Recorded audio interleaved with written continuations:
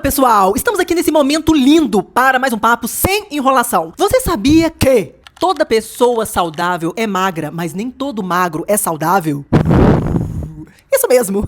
E por favor, você aí que me assiste e é uma pessoa astuta, né? Entende que eu não estou falando que toda pessoa magra é igual, você não entende? Eu não estou falando que existe um padrão magro ideal. Eu não estou falando que você tem que ser magra igual a fulana de tal, e nem que você tem que ser igual a ninguém, beleza? Estou dizendo que cada pessoa tem o seu magro, o magro do seu próprio corpo, porque cada pessoa é única. Cada pessoa tem as suas características genéticas, físicas, biotipo, etc. E é o seu magro saudável que buscamos, porque inclusive existe muito magro sarcopênico, muito magro desnutrido e doente por aí. Eu adoro essa frase, porque quando eu falo isso em consultório, eu percebo que faz tanto sentido para os pacientes, né, para as pessoas que estão aqui comigo, e por isso eu trago essa reflexão para você também. E a partir desse esclarecimento, elas entendem por que conhecem alguém que era magro e infartou, ou alguém que é magro e é diabético, por exemplo. Ou seja, sabe aquela frase, fulano é magro de ruim, ou fulana é falsa magra? Pois é, essas pessoas existem mesmo.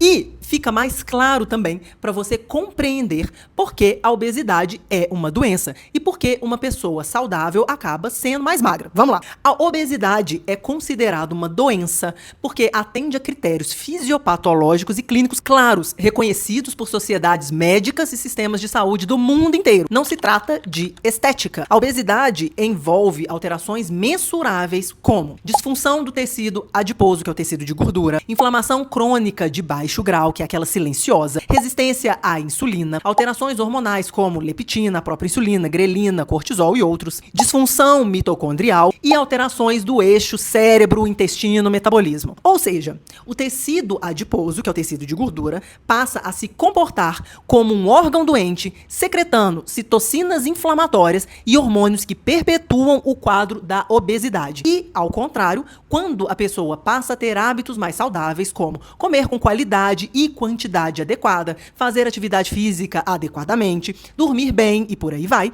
ela vai emagrecendo de forma saudável, porque acaba eliminando o excesso do tecido adiposo e suas consequências no seu corpo. Preserva ou até aumenta a massa muscular e, assim, várias questões clínicas e metabólicas melhoram e ela acaba se tornando uma pessoa mais magra. Então, grava isso. Não é o seu peso que importa, é a sua composição corporal. O peso mostra o quanto você pesa. Não o quão saudável você é. E, aliás, os riscos de saúde que você corre depende também da distribuição de gordura, do tipo de gordura que você tem e da quantidade de músculo que você tem no seu corpo, e não apenas do número da balança. Tá vendo? As coisas com relação à saúde, a bioquímica do nosso corpo não são simplórias, e por isso você está aqui comigo, porque você não pode deixar a sua saúde nas mãos de conteúdos rasos que não te explicam as coisas. Especialmente agora, na era dos análogos do GLP-1, que são as canetas emagrecedoras, é muito importante você entender isso, porque certamente você conhece alguém que está fazendo uso dessas medicações e talvez seja até você mesma. Uma atenção que quem usa essas medicações deve ter é justamente com relação à sua composição corporal. Muita gente também não sabe que mais importante que a sua aparência magra é a composição do seu corpo. Quem não sabe disso e emagrece de qualquer jeito ou se mantém obeso, na hora que a conta vier, querida, ela vem com força. E normalmente é assim, depois dos 40, né? E aí ela vem como fraqueza física, falta de vitalidade, fragilidade óssea, e aí vem aquele medo de sair na rua, de viajar, de cair, dificuldade para se locomover, perda da sua autonomia de ir e vir, falta de energia para viver e para o seu cérebro funcionar, baixa de imunidade e por aí vai. Tudo isso em decorrência da negligência da sua composição corporal por causa de um emagrecimento a qualquer custo ou de um conformismo com o sobrepeso ou a obesidade. Por ignorar a ciência da nutrição, afinal, né, para quem não é nutricionista atualmente, se tem tudo na internet, não é mesmo? Tá tudo lá, tudo. E por ignorar a atividade física adequada, né? Afinal de contas, fazer uma atividade física assim leve, uma coisa leve, só umas 2 vezes por semana, eu acho que já tá bom. E aí, você vai ter querido ter tido este desejo sobre emagrecer a qualquer custo ou se manter muito acima do peso diferente. Então, grave isso. Toda pessoa saudável é magra, mas nem todo magro é saudável. Mas e aí? Como saber se eu tenho uma boa composição corporal? Vamos lá. Primeiro, é importante que você saiba que aquele tão conhecido IMC, que você escuta normalmente a falar no jornal, a falar por aí, que é o índice de massa corporal, é calculado como seu peso dividido pela sua altura ao quadrado. E ele foi criado para acompanhar tendências populacionais, estudar epidemiologia e não para indivíduos. Por quê? O que o IMC não mede é justamente a quantidade de gordura versus músculos que você tem, a distribuição da sua gordura e o seu risco metabólico. Então, saiba que, no nível individual, o IMC não consegue diferenciar a sua composição corporal e, portanto, ele não é uma boa forma para você saber a sua composição corporal. Esquece ele! As melhores formas atualmente são, primeiro, o exame de DEXA, que é a densitometria óssea. Por que ele? Porque ele diferencia gordura de massa magra e seus ossos. Ele estima a gordura visceral, que é a gordura no fígado, por exemplo. Ele permite acompanhar a reserva muscular que você tem. Ele tem baixa radiação, é um exame que dá pra você repetir e é clinicamente validado. Segundo, a ressonância magnética. Você acredita, menina? Só que assim, na minha experiência clínica de mais de 18 anos, eu nunca vi alguém chegar com uma ressonância magnética para avaliar a composição corporal.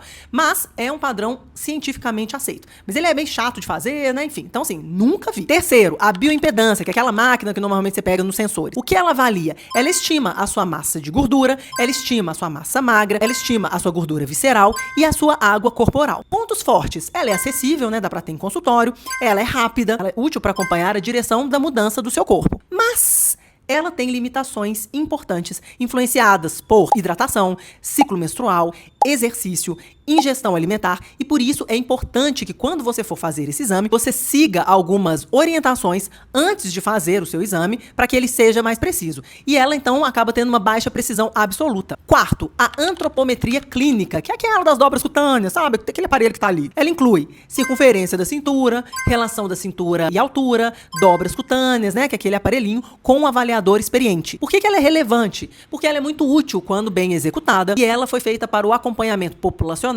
e principalmente individual. Agora, ela tem limitações. Ela depende muito do avaliador que faz a prega e ela não avalia a gordura visceral diretamente. Atualmente, existem outras formas de avaliação da composição corporal, por exemplo, uns aparelhos de ultrassom específicos, mas eu quero deixar aqui as mais comuns e comprovadas. Então, pessoal, composição corporal não é estética, é determinante de saúde. E, portanto, ter músculo não é só estética, querida.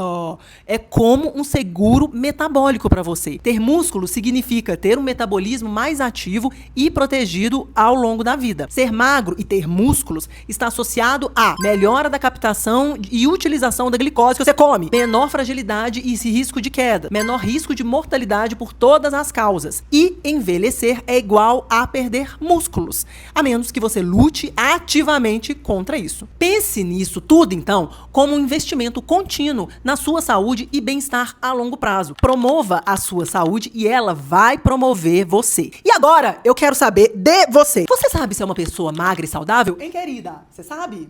Você está muito fora da sua composição corporal adequada? Você vem procrastinando os cuidados com a sua saúde? Por favor, deixa aqui nos comentários que eu quero ler e saber. E até o próximo vídeo.